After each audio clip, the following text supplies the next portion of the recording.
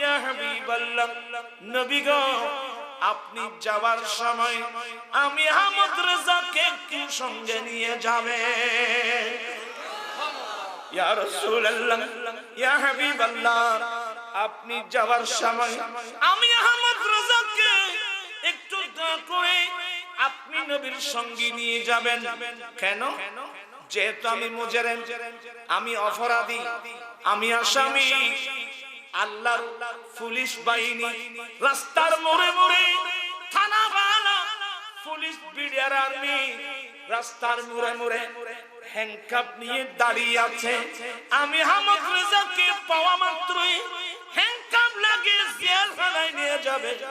নবী গো আপনি যাওয়ার সময় আমি আহমদ রেজাকে সঙ্গে নিয়ে যাবেন। যদি আপনার সঙ্গে যেতে পারি, সেই পুলিশ আমাকে হ্যান্ডকাপ লাগিয়ে জেলখানায় নিয়ে যাবে।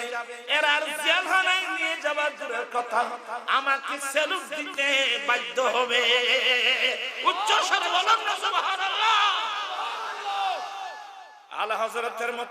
আর শুধু তাই না আমার ভাইয়েরা, আমার দয়াল নবীর বাণী, ওয়া আদামু ওয়া মান দুনাহু তাহাতা লিবাই, কাল কিয়ামতের কঠিন দিনে সাধারণ পাবলিক নয়, আদম আলাইহিস সালাম থেকে ঈসা আলাইহিস সালাম পর্যন্ত সমস্ত আম্বিয়া আমার আমি নবীর পতাকার নিচে আশ্রয় নেওয়া ছাড়া বিকল্প কোনো পথ নাই।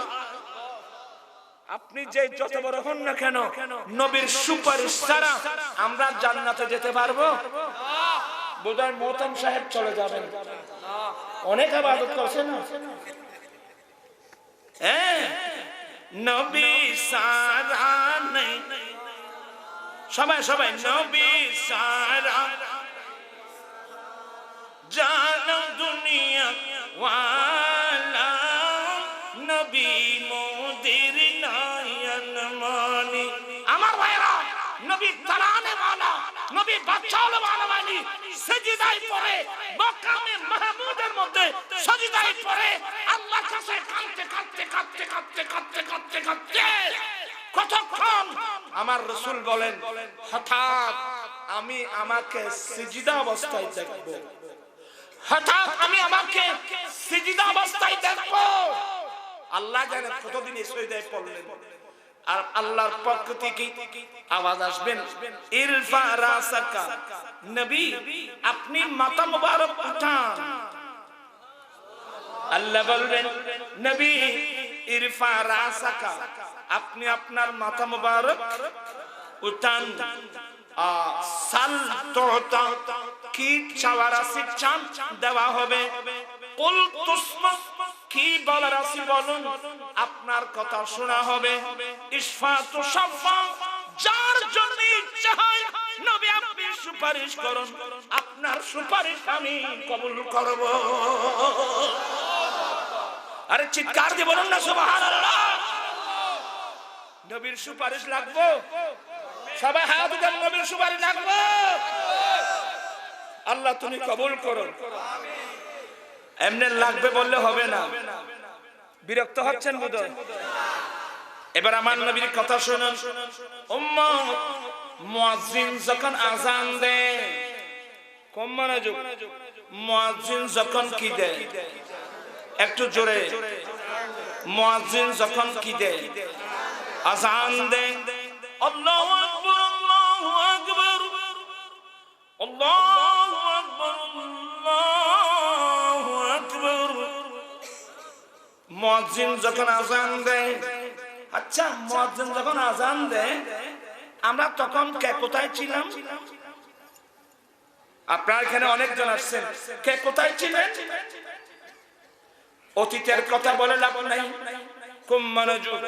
আমার নবীর নির্দেশ, উম্মত মুয়াজ্জিন যখন আযান দেয়, আযান শোনার সাথে সাথে তোমরা আযানের জবাব দাও। নারী বলুন, পুরুষ বলুন, যে যেখানে আসো, ব্যবসা বন্ধ, গল্প বন্ধ, পত্রিকা পড়া বন্ধ, সব কিছু বন্ধ করে আযানের জবাব দাও। ইয়া রাসূলুল্লাহ, কিভাবে দেব? মুয়াজ্জিন যেভাবে বলবে সেইভাবে আযানের জবাব দাও। বেশ কম হবে যখন মুয়াজ্জিন বলবি লা হাওলা ওয়ালা কুওয়াতা ইল্লা বিল্লাহ, মুয়াজ্জিন বলবে হাইয়া আলাস সালাহ, তোমরা বলবা লা হাওলা ওয়ালা কুওয়াতা ইল্লা বিল্লাহ। মুয়াজ্জিন বলবে হাইয়া আলাল ফালাহ, তোমরা বলবা লা হাওলা ওয়ালা কুওয়াতা ইল্লা বিল্লাহ। বাকিগুলো ঠিক থাকবে। মুয়াজ্জিনের আযানে জবাব দাও। শুধু পুরুষ না, মহিলারাও। আপনারা কে কোথায় আছেন? নবীর বাণী। মহিলারাও প্রত্যেক আযানে জবাব দিতে হবে। বেশ কম পুরুষরা জবাব দেবে উচ্চ আওয়াজে, মহিলারা জবাব দেবে ছোট ছোট শব্দ করে। মুয়াজ্জিন আযানে জবাব দিতে হবে। ইয়া রাসূলুল্লাহ, তারপর এবার আমার নবী বলেন সুম্মা সাল্লু আলাইয়া, এরপরে তোমরা আমি নবীর উপর দুরূদ পড়ো। সুবহানাল্লাহ বলবেন না? এরপরে তোমরা আমি নবীর উপর দরুদ পড়ো। দরুদ পড়ার পরে সুম্মা সাল্লাল্লাহ লিয়াল ওয়াসিলা, তৃতীয় নম্বরে তোমরা আল্লাহর কাছে আমি নবীর জন্য উসিলার দোয়া করো। আল্লাহুম্মা রাব্বা হাযিহিদ দাওয়াতিত তাম্মা ওয়াস সালাতিল কায়িমা আতি মুহাম্মাদিনিল ওয়াসিলা ওয়াল ফাদিলা ওয়াদ দারাজাতার রাফিয়া ওয়া বা'আসহু মাকামান মাহমুদানিল্লাযী ওয়া'আদতা ওয়ারযুকনা শাফাআতাহু ইয়াওমাল কিয়ামা ইন্নাকা লা তুখলিফুল মিআদ। তোমরা আমি নবীর জন্য আল্লাহর কাছে উসিলার দোয়া করো। এই কাজ যারা করবে ওয়াজাবাত লাহু শাফাআতি ইয়াওমাল কিয়ামা, কিয়ামতের কঠিন দিনে ওই উম্মতের জন্য সুপারিশ করা আমি নবীর উপর ওয়াজিব হয়ে গেছে। আল্লাহু আকবার। কাজ ছিল অল্প, দাম ছিল, কিন্তু নবীর কথা মনে আছে আমাদের? নাই নাই নাই। চতুর্দিক থেকে আযানের আওয়াজ আসতেছে। কয়জন আযানের আওয়াজ দিয়ে উত্তর দিয়েছেন? আযানের জবাব দিয়ে ওযু না থাকলে ওযু বানিয়ে মসজিদে আমরা গিয়েছি। আমরা কয়জন আছি? মসজিদ আছে, মুসল্লি নাই। মসজিদ আছে, মুসল্লি নাই। অতএব আমি কাউকে নার্ভাস করব না। চলুন আজ থেকে আমরা সিদ্ধান্ত নিই, এখন থেকে মৃত্যুকাল পর্যন্ত আমাদের আর নামাজ কাজা হবে না ইনশাআল্লাহ। যাবেন মসজিদে? যাবেন? যাবেন বাবা, যাবেন। তো নসিব যদি খারাপ হয় আমার করা কিছু নেই। আপনারা সিটাঙের ভাষা বুঝেন? এরা সিটাঙের ভাষা বুঝেন? আপনারা সিটাঙের ভাষা বুঝেন? আমাদের সিটাঙের ভাষা আছে, জাল্লাই নাই ইতালাই মেজেনে বাড়ি তো নেই। কিতা কইলাম রে? জাল্লাই নাই মেজেনে বাড়ি তো নাই। এখানে খানি চলছে রে বা। কি চলছে? অনেক খানি রে বাবা, অনেক দামি দামি খানি চলছে। নসিব যদি খারাপ হয় ওখানে উপবাস থাকতে হবে। কথা বুঝেন নাই? এখানে কি চলতেছে রে বা? এখানে খানি চলতেছে, অনেক দামি দামি খানি। আমার ভাই লন্ডন থেকে আইসন, ঠিক নি রে বা? লন্ডনই খানা, উন্নত মানের খানি। হ্যাঁ, এমন খানি চলতেছে, যদি নসিব খারাপ হয় ওখানেও কি থাকতে হয়? উপবাস থাকতে হয়।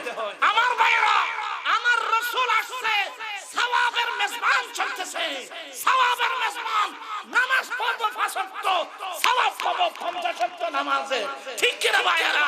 আমার এত বড় সুযোগ পাবার পরেও আযান শুনলাম, উত্তর দিলাম না, মসজিদে গেলাম না, চার দোকানে গল্প করতেছি, বন্ধু বান্ধব আড্ডা মারছি। কিয়ামতের মাঠে নবীর সামনে কিভাবে মুখ দেখাবেন বলেন?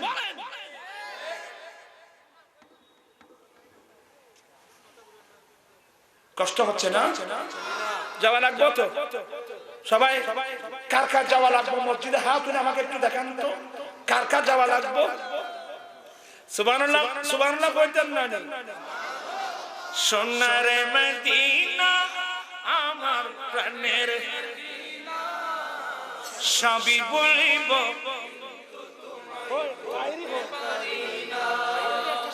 কই ও আর কে আছে? আরে বাবা নিয়ে আসো, তুমি আধা ঘন্টা তোমাকে বলতেছো, নিয়ে আসো তাড়াতাড়ি। সোনার মদিনা আমার। আপনাদের কষ্ট হচ্ছে আমি দেখতে পাচ্ছি। সোনার মদিনা সবই বলিব, বলিনি বলবো না, বলতে পারি না, বলিনি বলবো না, বলতে পারি না, সবই বলিব সোনার মদিনা আমার প্রাণের। আপনারা রাগ করলেন আমি বুঝতে পারলাম, আপনারা আওয়াজ বের হচ্ছে না তো। সোনার মদিনা আমার,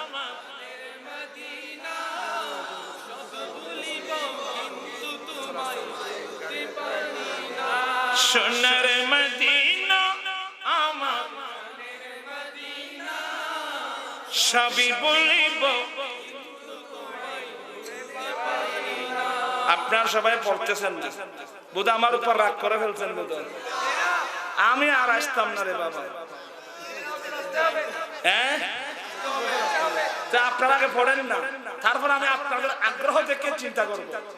সোনার মদিনা সবই বলিব,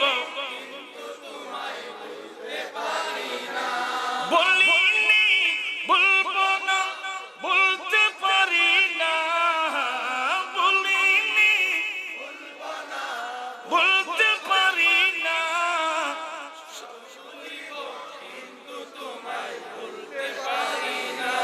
ইয়াসরিব নামে তুমি চিনে অলক্ষণের দেশ, বড়ই মারাত্মক ছিল তোমার পরিবেশ।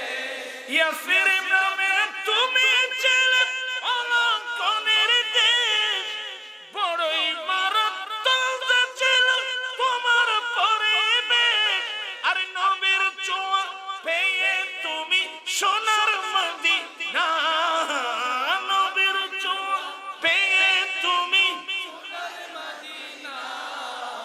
সবই বলিব সোনার মদিনা আমার প্রাণের।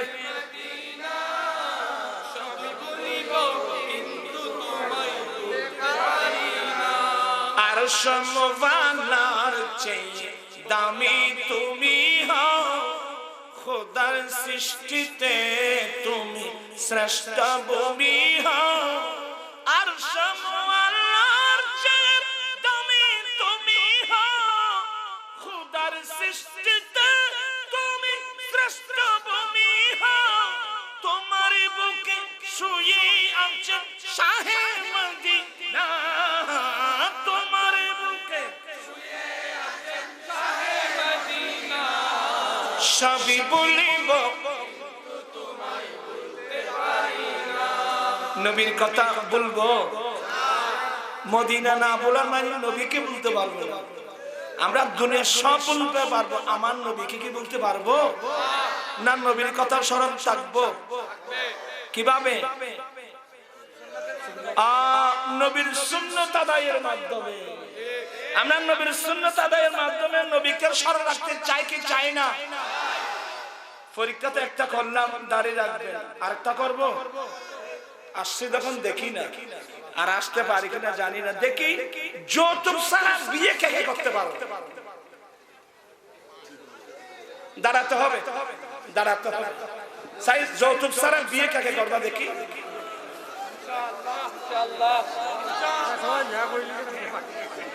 নারায়ে তাকবীর, নারায়ে রিসালাত, নারায়ে গাউসিয়া, জামাত আহলে সুন্নাহ জিন্দাবাদ জিন্দাবাদ। বসেন। আয় আল্লাহ, হাজার হাজার বয়রব দাঁড়িয়ে ওয়াদা দিয়েছে, এরা যৌতুক ছাড়া শাদী করবে, শাদী করবে তোমার নবীর সুন্নাত মোতাবেক। আল্লাহ বাইদের ওয়াদা তুমি কবুল করে না।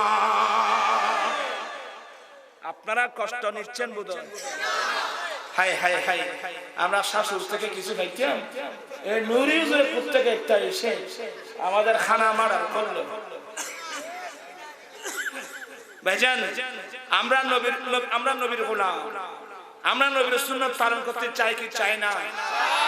ভাইজান, আমার দয়াল নবী নিজে শাদী করে আমরা উম্মতদেরকে বিবাহের পদ্ধতি শিক্ষা দিয়েছেন। আমরা নবীর অনুসরণ করতে চাই কি চাই না?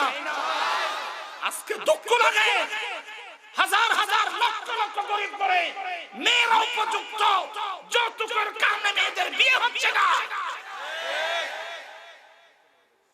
হাই হাই হাই, এই দুঃখ রাখি কোথায়? আজকে 12 বছর আন্দোলন, এই গুনাহগারের আন্দোলন 12 বছর পেরিয়ে 13 বছরে পড়লো। এই আন্দোলনের ফসল হাজার হাজার ছেলে এখন যৌতুক ছাড়া বিয়ে করতেছে, ঠিক কিনা?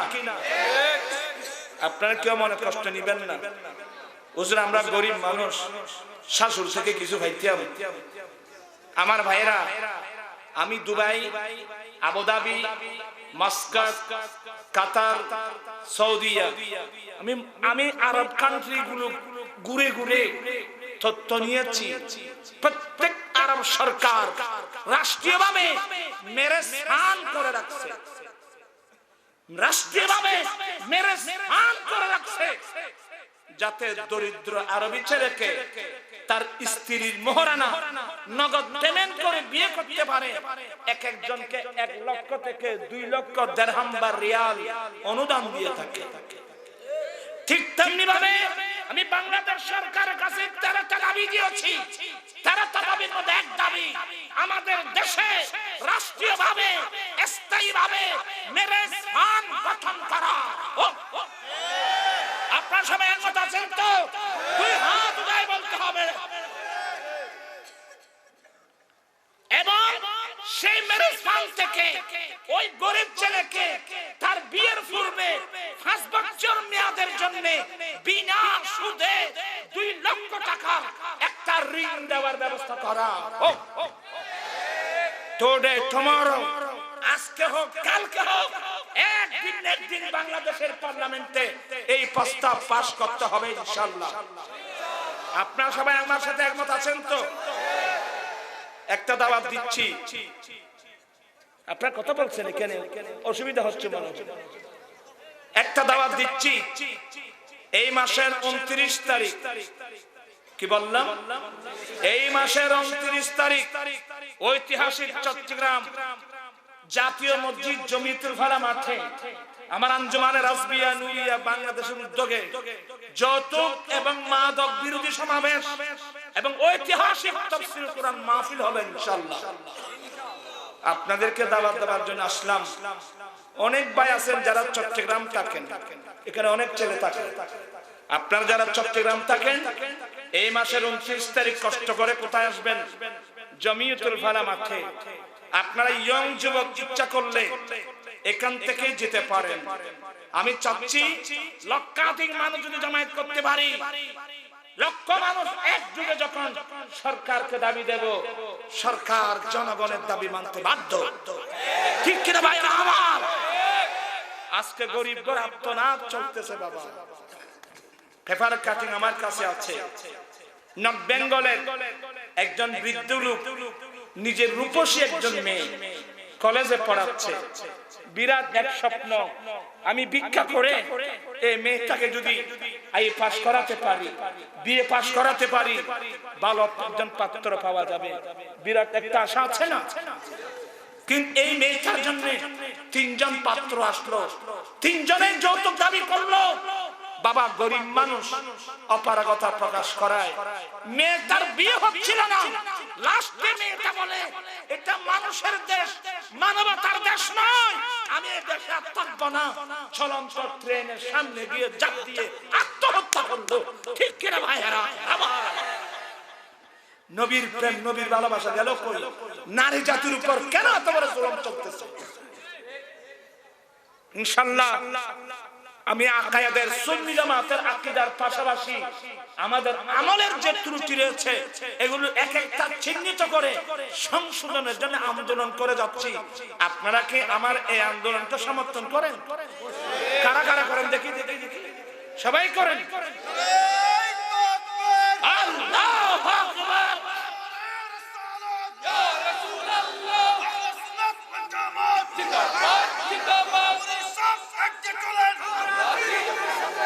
ইনশাআল্লাহ আসলে অনেক আলোচনা, আমি যে আয়াত কারিমা পড়েছিলাম ওখানে আসতে পারিনি, অনেক লম্বা আলোচনা। আমি আগের সে বয়সটা এখন নাই, আমার আগের সে বয়সটা এখন আছে, এখন বৃদ্ধ বয়স, গলা ফাটিয়ে এত লম্বা ওয়াজ করার সময় আমার কাছে নাই। এরপর আপনাদের মহব্বতের কারণে, মায়ার কারণে সিলেটি আমাকে এত মায়া করে, এক এক ফোন করে বাবা, এক কথা শুনলে অনেক মায়া করে। আমি বলি ভাই সিলেটি মান না, তো সিলেটি মান মজা লাগে রে, বা সিলেটি মান মজা লাগে, অনেক ভালো লাগে, কইতাম পারি। দোয়া করতাম না, দোয়া করবান আগামী দিনে সিলেটি ভাষা শিখতে পারি এবং সিলেটি ভাষায় যেন ওয়াজ করতাম পারি। বয়স 60 এক্সিড করছে, আর 40 বছর এই মাঠে কাটিয়ে দিলাম। জানি না জাতিকে কি বুঝাতে পারলাম, জাতি কি বুঝলো আল্লাহ বেহতর জানেন। মা বোনদেরকে বলবো আপনারা পর্দা করবেন, আপনারা পর্দা নসীন হন। অনেক এই যুগের অনেক মহিলারা আপন সতর সম্পর্কে জানে না।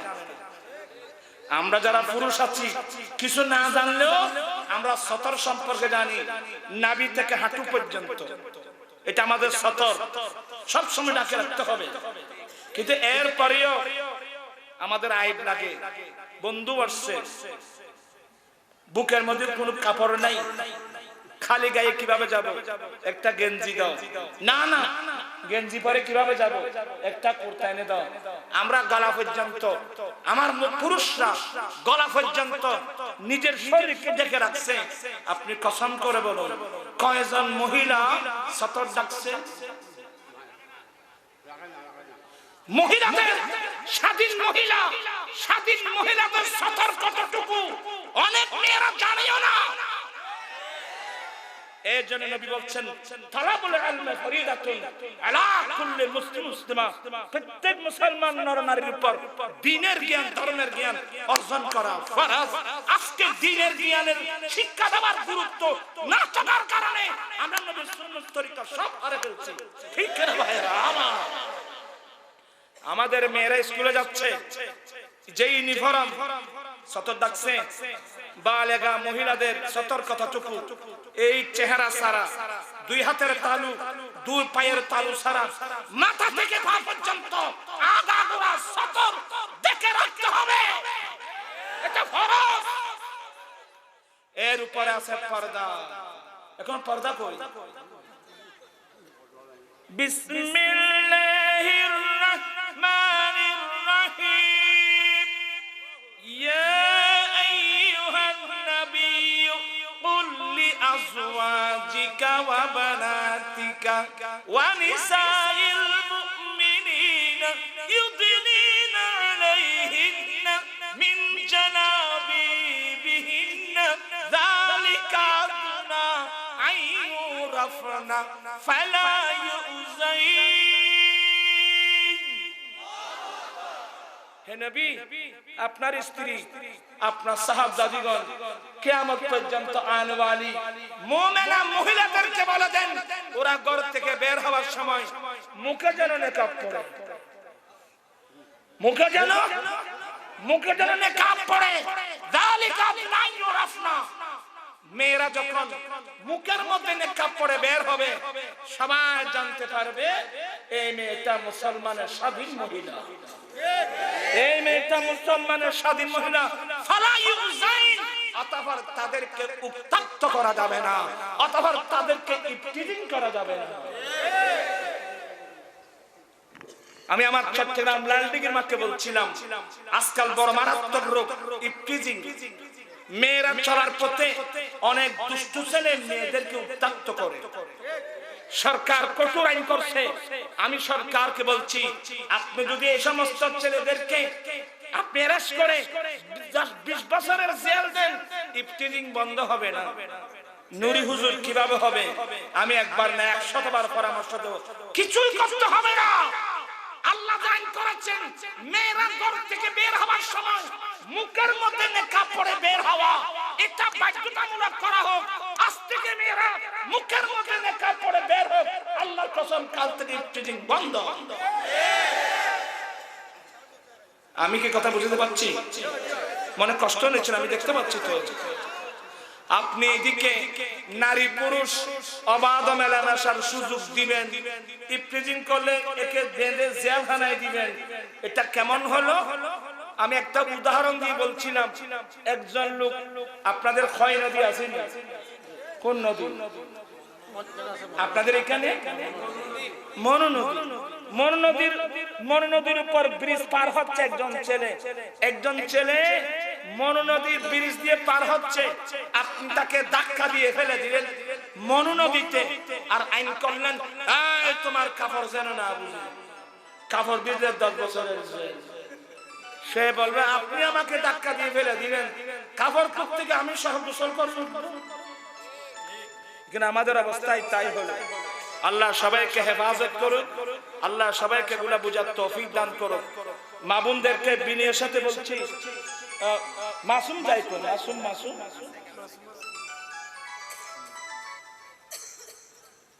ওই আমাকে ডাকতেছে।